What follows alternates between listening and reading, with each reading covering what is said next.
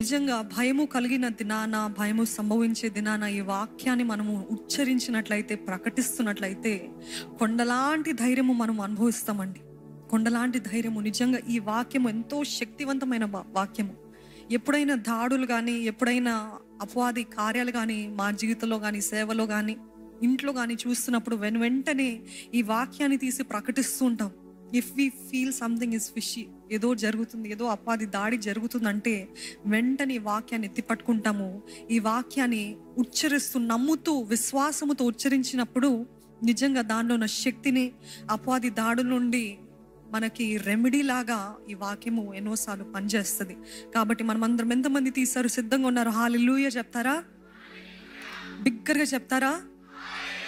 ఎవ్వరు కూడా మౌనంగా చదవకండి, మనసులో చదవకండి, గట్టిగా ప్రకటించండి, నోరు విప్పి ప్రకటించండి. ఇది దేవుని వాక్యము, మనం రాసిన మాటలు కాదు. దేవుని వాక్యము విశ్వాసముతో ప్రకటిస్తూ, ఎస్, మహోన్నతుని చాటున నివసించువాడే, సర్వశక్తుని నీడను విశ్రమించువాడు. ఆయనే నాకు ఆశ్రయము, నా కోట, నేను నమ్ముకొను నా దేవుడని నేను యెహోవాను గూర్చి చెప్పుచున్నాను. వేటకాని ఉరిలో నుండి ఆయన నిన్ను విడిపించును, నాశనకరమైన తెగులు రాకుండా నిన్ను రక్షించును. ఆయన తన రెక్కలతో నిన్ను కప్పును, ఆయన రెక్కల క్రింద నీకు ఆశ్రయము కలుగును. ఆయన సత్యము కేడమును డాలునై ఉన్నది. రాత్రివేళ కలుగు భయమునకైనను, పగటివేళ ఎగురు బాణముకైనను, చీకటిలో సంచరించు తెగులునకైనను, మధ్యాహ్నమందు పాడు చేయు రోగమునైనకను నీవు భయపడకుందువు. నీ ప్రక్కన 1000 మంది పడినను, నీ కుడి ప్రక్కన 10,000 మంది కూలినను అపాయము నీ వద్దకు రాదు. నీవు కన్నులారా చూచుచుండగా భక్తిహీనులకు ప్రతిఫలము కలుగును. యెహోవా నీవే నా ఆశ్రయము అని నీవు మహోన్నతుడైన దేవుని నీకు నివాస స్థలముగా చేసుకొని ఉన్నావు. నీకు అపాయమేమీ రాదు, ఏ తెగులును నీ గుడారమును సమీపించదు.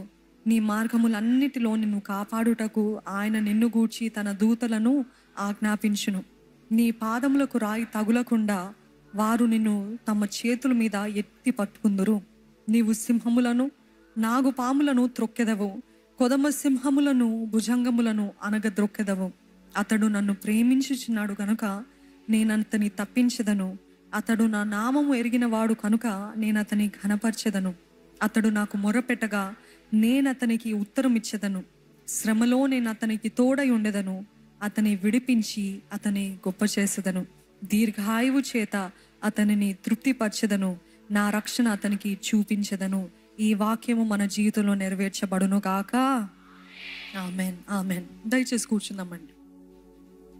ఈ వాక్యము చాలా, మరొకసారి ఆ వచనం చూసినట్లయితే, ఎవరికి ఇటువంటి క్షేమము, ఎవరికి ఇటువంటి భద్రత, ఎవరికి ఇటువంటి కాపుదల కలుగుతుందంటే 9వ వచనము, ఎవరైతే నీవే నా ఆశ్రయమని నీవు మహోన్నతుడైన దేవుడు నీకు నివాస స్థలముగా చేసుకున్న దేవుని నీకు నివాస స్థలముగా చేసుకొని ఉన్నావు. ఎవరైతే దేవుణ్ణి ఆయన ఆశ్రయమని, ఆయన మహోన్నతుడైన దేవుడని, ఆయన నీ నివాస స్థలముగా చేసుకున్నారో వారికి ఇటువంటి ఆశీర్వాదం కలుగుతుందంట. ఏంటి ఆశీర్వాదం? ఆశీర్వాదం అంటే భయం ఏదో కర్స్ వర్డ్ లాగా మారిపోయిందండి. ఇక్కడ ఆశీర్వాదం అంటే ఏదో మెటీరియలిస్టిక్ బ్లెస్సింగ్ కాదు, కానీ ఏ తెగులు నీ గుడారము సమీపించదు, నీ మార్గంలో అన్నిట్లో ఆయన కాపాడుతాడు, నిన్ను గూర్చి తన ఇవన్నీ దేవుడిచ్చి ఆశీర్వాదం. మనమందరం చదువుదామండి, లేకపోతే రాసుకోండి. ఆశీర్వాదము ఎవరికి ఏ రీతిగా ఉంటుందంటే, ఎవరైతే ఆశ్రయముగా చేసుకున్నారో వారికి మొట్టమొదటిగా ఏ ఆశీర్వాదం కలుగుతుందంటే, అపాయం ఏమీ రాదు. రెండవది, ఏ తెగులు గుడారము సమీపించదు. మూడవది, మార్గములన్నిటిలో దేవుడు మిమ్మల్ని కాపాడటానికి ఆయన దూతల్ని ఆజ్ఞాపిస్తాడు. నాలుగవది ఏంటిదంటే, నీ పాదములకు రాయి తగలకుండా నిన్ను ఎత్తిపట్టుకుంటారు. ఎవరు? దేవదూతలు. ఇంకోటి ఏంటి? ఐదవది ఏంటి? సింహములను, నాగుపాములను త్రొక్కెదవు. అది ఐదవది. కొదమ సింహములను, భుజంగములను అని అంటే ఏంటిదంటే సర్పెంట్, అనగద్రొక్కెదవు. దాని తర్వాత నాట్ సర్పెంట్, యాడర్ అని ఉంటుంది ఇంగ్లీష్లో. ఎన్ని వచ్చినాయండి? 6 వచ్చినాయా? ఇది మరొక్కసారి చెప్దామా? అపాయము రాదు, తెగులు గుడారము సమీపించదు, మార్గములో దేవదూతలు దేవుడు మనకి అనుగ్రహిస్తాడు, పాదములు రాయి తగలకుండా కాపాడుతాడు. ఐదవది ఏంటిదంటే సింహములను త్రొక్కుతాము. కొదమ సింహములను భుజంగములను త్రొక్కెదము. ఈ 6 ఆశీర్వాదములు దేవుడు మనకి ఇస్తాడంట. హల్లెలూయా. అదే కాక అతడు నన్ను ప్రేమించుచున్నాడు గనుక నేను అతన్ని తప్పించదను, నా నామం ఎరిగినవాడు గనుక ఆయన ఘనపరిచే దేవుడు అంట. ఏంటది? 7వది ఘనపరిచే దేవుడు. 8వది అతడు నాకు మొరపెట్టగా నేను అతనికి ఉత్తరం ఇస్తాను. అంటే every time you call upon the Lord he will answer us. 8వది. 9వది ఏంటిదంటే శ్రమల్లో నేను అతనికి తోడై ఉంటాను. ఇక్కడ గమనించండి, ఆయనను ఆశ్రయించిన వారికి శ్రమలే ఉండవు అని చెప్పట్లేదు, కానీ శ్రమల్లో మనకి తోడై ఉంటాడు. దాని తర్వాత 9వది అతన్ని విడిపించి గొప్ప చేస్తాడంట. మనల్ని విడిపించి, అంటే శ్రమల నుండి విడిపించి గొప్ప చేస్తాడంట. 10వది ఏంటిదంటే దీర్ఘాయుషుతో అతనిని తృప్తిపరుస్తాడు. హల్లెలూయా. ఇటువంటి 10 దీవెనలు, లేకపోతే 10 మేళ్ళు, 10 ఆశీర్వాదములు ఎవరైతే దేవుని ఆశ్రయంగా చేసుకుంటారో వారికి ఇది అనుగ్రహించబడుతుందంట. ఎంతమందికి దీర్ఘాయుష్ కావాలి? ఇంత తక్కువ మంది బాగా ఎత్తి చూపిస్తారండి. ఎంతమందికి దీర్ఘాయుష్ కావాలి అంటే మిగతా వారికి వద్దా అండి? ఎంతమందికి అబ్బా నాకు వద్దు, ఇంత జీవితం వద్దు అన్నవారు ఉంటే చేతులు ఎత్తి చూపిస్తారా? కొంతమంది ఎత్తుతున్నారు. God forbid. ఏం కీడు జరగకుండును గాక. ఆమెన్. దేవుని సన్నిధిలో ధైర్యంగా ప్రకటించచ్చండి, ధైర్యంగా అడగచ్చు. ఈరోజు చాలా మందికి జీవించాలంటేనే భయపడుతున్నారు. మన తల్లిదండ్రులు లేకపోతే ముత్తాతలు వాళ్ళని చూసినట్లయితే నేను ఎప్పుడు అనుకుంటూ ఉంటాను, వారికి ఎటువంటి మోటివేషన్ వస్తుంది అసలు. మనము 30 సంవత్సరాలకి 40 సంవత్సరాలకి అయిపోయిందబ్బా, ఇంకా జీవించలేను, ఇంకా బ్రతకలేను, ఇంకా అయిపోయింది, చూసిందెల్లా అంత అనుభవించేస్తాను నేను, ఇంకేముంది చూడటానికి, ఇంకేముంది, ఇంకేం శ్రమలు ఉన్నాయి, నేను అంత అనుభవించేస్తాను అని అనుకుంటూ ఉంటాం. కానీ నాకు ఆశ్చర్యం కలుగుతుంది ఏంటిదంటే మన ముత్తాతలు, అమ్మమ్మలు, తాతయ్యలు లేకపోతే మన తల్లిదండ్రులు, I wonder what motivates them to live another day.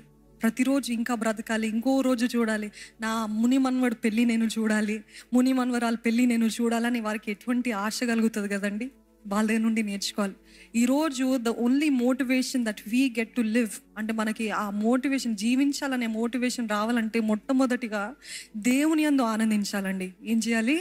దేవుని యందు ఆనందిస్తే నూతన బలము, నూతన శక్తి, నూతన కృప దేవుడు అనుగ్రహిస్తాడు. అంటే బాధలు లేక కాదు, శ్రమలు లేక కాదు, కానీ దేవా ఈ శ్రమ అయిన just because you have a bad day doesn't mean your life is bad కదండి. కొంతమందికి కొన్ని రోజులు చెడుగా, లేకపోతే కీడుగా, లేకపోతే ఎంతో ఆయాసంగా, గొడవలతో, కలహాలతో, ఈ అసమాధాన కార్యాలతో ఉన్నప్పుడు ఇంకా నా జీవితం అంతా ఇంతే అనేసి మరుసటి రోజు దేవుడు గొప్ప సంతోషం ఇవ్వడానికి సిద్ధంగా ఉంటే ఇంకా ఇంతే, నాకు వద్దు, ఇంకొద్దు, ఈ జీవితం వద్దు అని వేసారిపోయి విసుగు చెంది గివప్ చేసేవారు చాలా మంది ఉంటారు. కానీ దేవుడు మీతోటే మాట్లాడుతున్నాడు ధైర్యంగా. చాలా మంది మీ ఈ రోజులో పొద్దున్న లేచిన వెంటనే, మార్నింగ్ పొద్దున లేచిన వెంటనే ఉత్సాహంగా, సంతోషంగా, ఈ కాలంలో అయితే లెగ్గడము చాలా తక్కువ.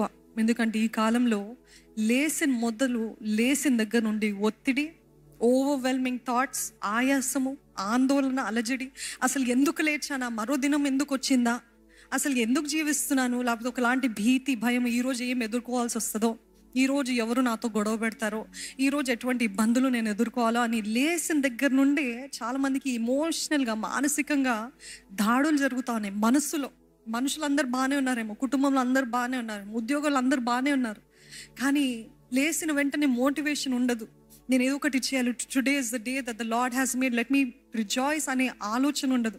ఇది యెహోవా చేసిన దినం, దీని యందు ఉత్సహించాలి, ఆనందించాలనే ఆలోచన ఉండదు. కానీ ఎందుకు లేస్తానబ్బా, ఎందుకు బ్రతకాలి, అసలు ఈ జీవితం ఏంటని లేచిన వెంటనే ఆ విసుగుదల వెనకాల ఒకడు ఉన్నాడు. ఎవరు తెలుసా? అపవాది ఉన్నాడు. అపవాది మనకి దేవుణ్ణిలో ఆనందించకుండాన్నట్లు, జీవితం పైనే విసుగుదల వచ్చేటట్లు. ఎంతమంది హిజ్కియా లాగా ప్రార్థన చేసేవారు ఉన్నారు. హిజ్కియాకి జబ్బు వచ్చిన వెంటనే ఇంకా చచ్చిపోతాడు అనగా ఆయన ఏం చేస్తాడంటే వెంటనే దేవుని సన్నిధిలో గోడవైపు తిరిగి మొరపెడుతున్నాడంట, దేవా నాకు ఆయుష్ పొడిగించవా, నా ఆయుష్ను పొడిగించవా, నాకు దీర్ఘాయుష్ను దయచేవా, ఎందుకు దేవా, నీకు నమ్మకంగా ఉన్నాను కదా, why am I doing, why have you, ఇదేంటి, ఎందుకు అనుమతించావు అనేది దేవుని సన్నిధిలో గోర్చాటం విన్నాము, చూసాము. అదే రీతిగా ఆయన ప్రార్థన చేసిన రీతిగా 15 సంవత్సరాలు ఆయన ఆయుష్లో పొడిగించబడ్డది.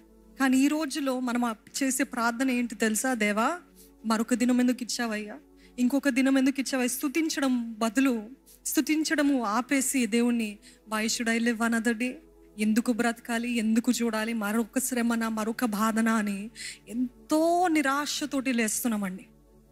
కానీ ఈ మానసిక దాడులు అనేది చాలా మనకి భయము పుట్టిస్తుంది, భీతి.